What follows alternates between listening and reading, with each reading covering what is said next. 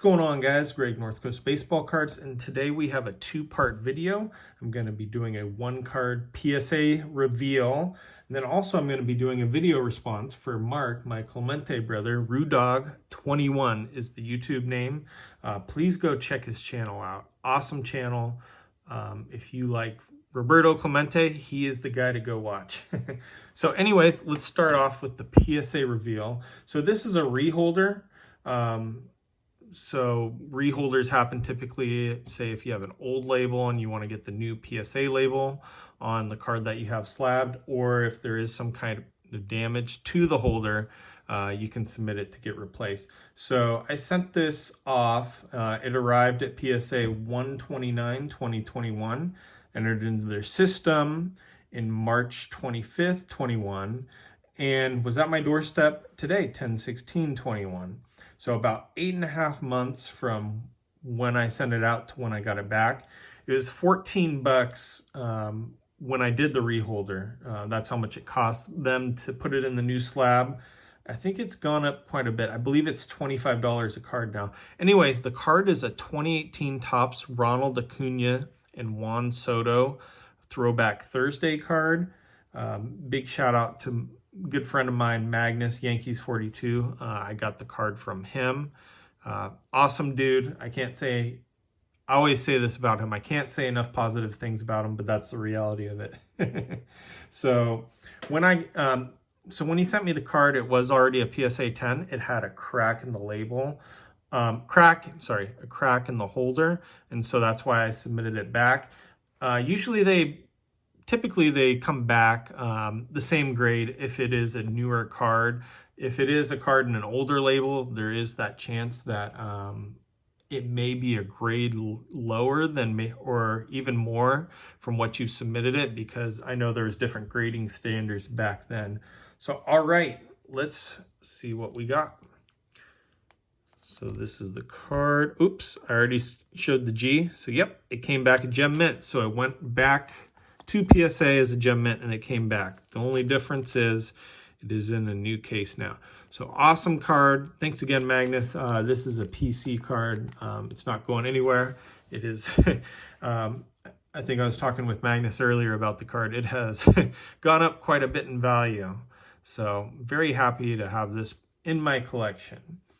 All right, so the second part, I'm gonna be doing a video response for Rudog21. Like I said before, awesome dude, awesome channel. I appreciate the friendship, brother. I really appreciate our communications with Clemente. So let's get into this. He wants us to talk about one of our favorite PC players. Tell you guys some of the things that you may not know about them. So I am going to be doing it on Barry Bonds. I don't need any jokes about his nicknames like Baroid or Balco Barry. He was definitely my favorite player watching growing up. Probably the best hitter I've ever seen. So I'm going to show off some of those cards and go over some of the interesting facts about him. So I'm going to try to show off some 90s inserts I've gotten graded. So one interesting fact about Barry Bonds is he is Reggie Jackson's cousin. I didn't even know that before doing this video, so that's really cool. There's a Barry Bonds Dominator. I think these are out of 5,000. I think some are out of 10,000. So interesting fact number 2, he absolutely owns Guillermo Mota. Guillermo Mota spent a little bit of time on the Giants as well. So he was only 1-for-1 against them, but I think he also had like 9 or 10 walks, and he had the highest OPS you could possibly have. There's a nice 90s insert, Sweet Strokes, Barry Bonds.